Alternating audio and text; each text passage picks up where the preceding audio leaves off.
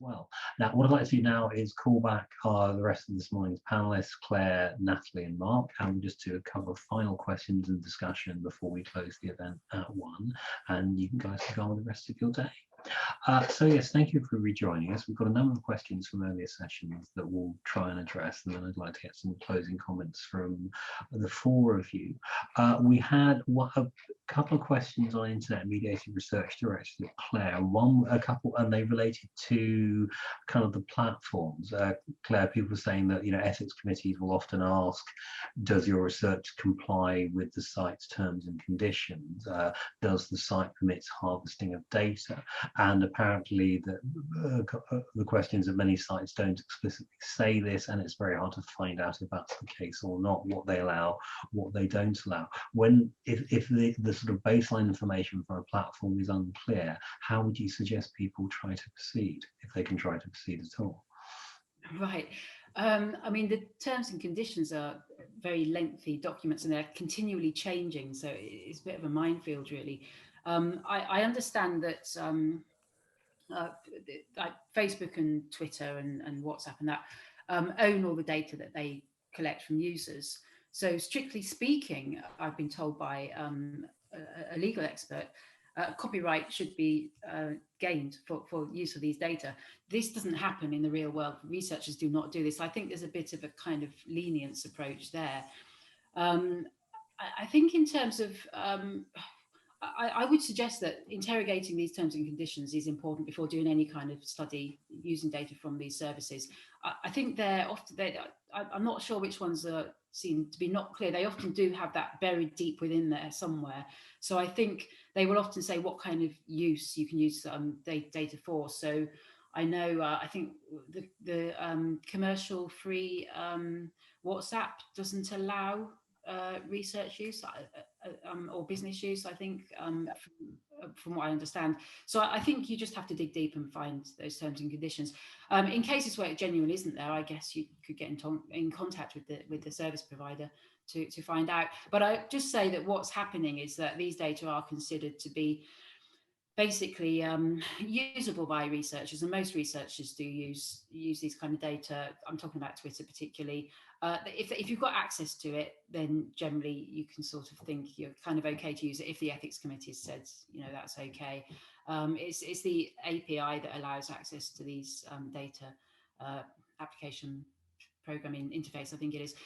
So if you can get access to it, and it's ethically okay, then I think often that covers the legal side of things, in my experience. Thank you, it's very helpful. Natalie and Mark, a question for you from Kate. She said the 3Rs regional program managers is a great initiative. Do you think there are any lessons to learn from this regional approach in a specialized area of research, animal use, that can help us think about wider support for sort of good research practice and research integrity activities? I can start answering this.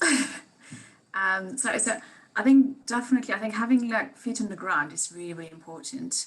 And I don't think we're the only one taking that approach as well. I mean, an organization like UKRM has been promoting foot on the ground, initiatives by early care researchers like reproducibility, that kind of thing. I think it's just really, really important to have local support in different universities. Thank you. Mark, did you want to come in as well? Yes, maybe. I mean, just to say that I think it really does make a difference having someone, who's there within the university, who can meet within the researcher's, office, who can make things easier, who has that local knowledge about, the infrastructures and who's doing what and where you can go. And I think that makes a real difference. And, including on issues like experimental design and research integrity and things like that. Thank you very much. Okay, Martin, a question. Where was it? So I'm scrolling out through the many, many questions we had. Yes, and it was noted that negative results aren't well accepted by the publishing community. Would LEAF have a role, do you feel, in kind of helping change the conversation on this and putting pressures in publishers? I'd hope so, in the sense that, you know, that's why the criteria in there is about trying to make a space for at least discussion in recognition that there aren't any sort of journals out there that necessarily people can contribute this to. I mean, again, if somebody knows, you know, or if people are listening, if I should be signposting things within that criteria, or we should make that criteria about negative results more robust, you know, I'd be really open to that, essentially. So, you know, the first step I thought was about making an environment within the lab that people felt that they could share negative results, because I think even locally that doesn't always exist. And then, you know, of course, the ideal is that there's wider, you know, journals that people can contribute that towards. Thank you. A comment in the chat that I think is applicable to all four of you in the various fields that you and specialities you're representing. Because obviously, if you're using people's online personal data, if you're using animal subjects, if you want to be sustainable and you carry out your research, then your research needs to be, you know, meaningful and reproducible. You shouldn't waste any of those precious resources. But a question which kind of extrapolating from a bit from Rich is that, does this mean that we'll be, you know, sort of blue skies, more exploratory research? There's less of the space to discuss that. Could the need to be cautious with data, with animal subject use, with sustainable resources mean that we inadvertently potentially close down some of the more kind of wider ranging aspects of exploratory research? Or do they fit with, or does that type of research fit well within the frameworks that you're describing?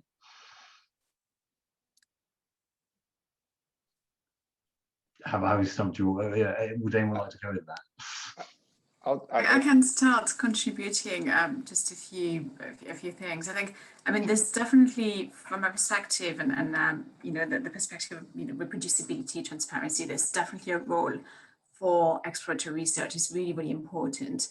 I think what we need is just honesty. You know, it is when in a scientific paper, it should be very clear that something was done as an exploratory study or something is an exploratory finding, so that people can actually use this research knowing that this is exploratory, knowing that this needs to be confirmed in different settings. It's just that, yeah, I think there are different use for exploratory and hypothesis testing research. So it's about being transparent and it's about being explicit about how the research was generated and what can be done with it. Thank you very much. Would anyone else like to come in?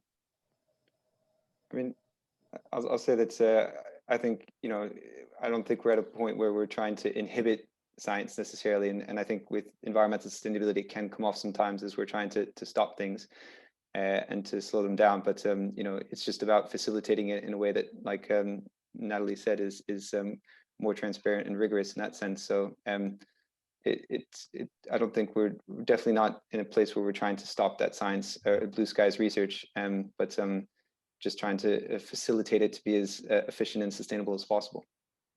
Absolutely. I think that's the kind of common thread I see from all of you saying, that these are, you know, either looking at past practices and making them better, or dealing with emerging fields of research and charting a way through these potentially muddy waters to help people do the best research that they can, while being aware of the sort of issues and pitfalls and ethical challenges along the way.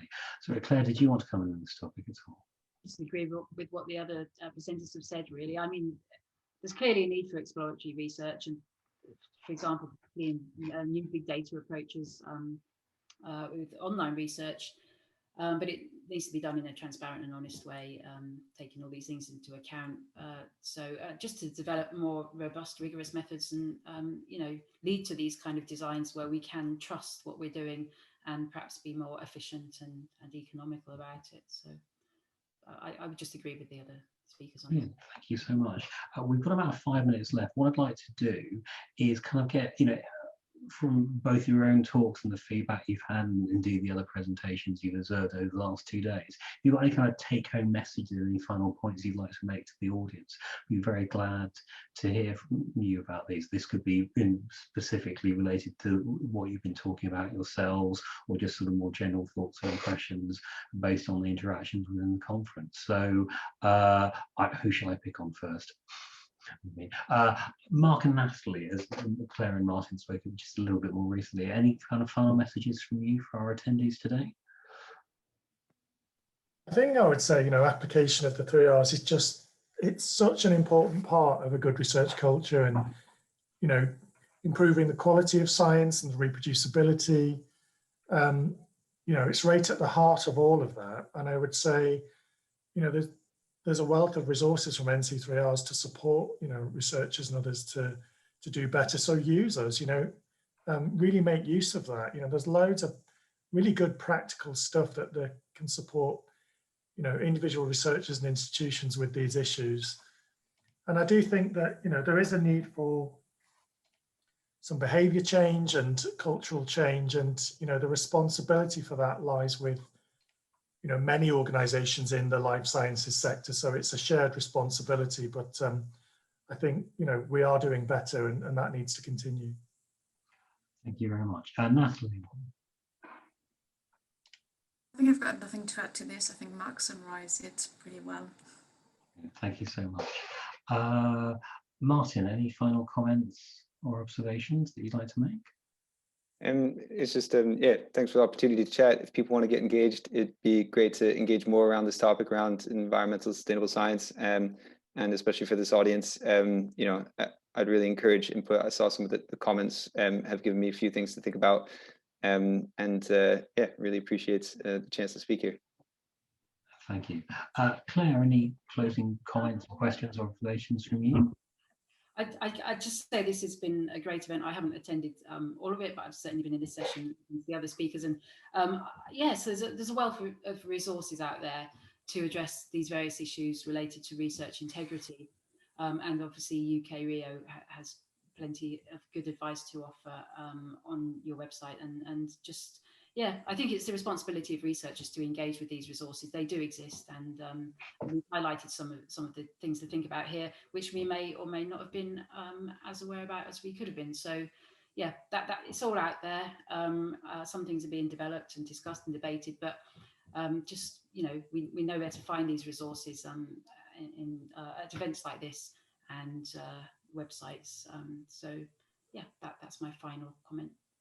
Thank you so much. I'll just expand upon that a bit, if I may. I think one thing we find as an advisory body, which is at the heart of what UK Rio does, is that often researchers can run into problems and they can feel their problems are silly or stupid. The subject of, well, a real researcher wouldn't be having a problem with this. Actually, as someone who runs an advisory service for researchers, I tell all of you, everybody runs into problems, from the people starting out in their research careers to those who have had a glittering research career lasting decades and have oodles of names after them, oodles of letters after names. Everybody runs into problems, and everybody runs into problems which they can feel are silly, stupid, and unavoidable. So don't be afraid to talk to your colleagues, to look for online resources, to reach out for others to help, because other people will have been through what you're going through. It's never a bad idea to seek help if you need it. And there's so many amazing resources out there, so many events and guidance and interesting perspectives and viewpoints we can all tap into. And we've given lots of interesting speakers a platform over the last 2 days, but we've learned a lot ourselves from the speakers and from the comments and questions that come in. As a charity going forward, we will be looking at how we can do more on all the issues raised today. So please do get in contact with us after the event with any comments or feedback. I'd like to close by thanking all of our speakers, Tracy Brown and our keynote today, and Claire, Mark, Natalie and Martin, who then followed up with their very interesting sessions. I'd like to thank my colleagues who've been running the event behind the scenes. I'd like to thank you, the audience, for helping make this event what it has been over the last 2 days. Thank you all very much.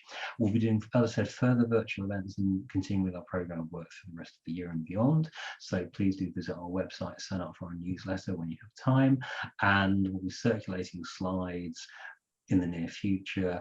Once we've kind of done edits and such like, then selected videos from the conference will go up as well. So finally, thank you everyone very much for participating in this year's UK Rio conference. We've been delighted to have you with us over the last few days. Enjoy the rest of your Thursday, and yeah, it's been brilliant. Thank you so much.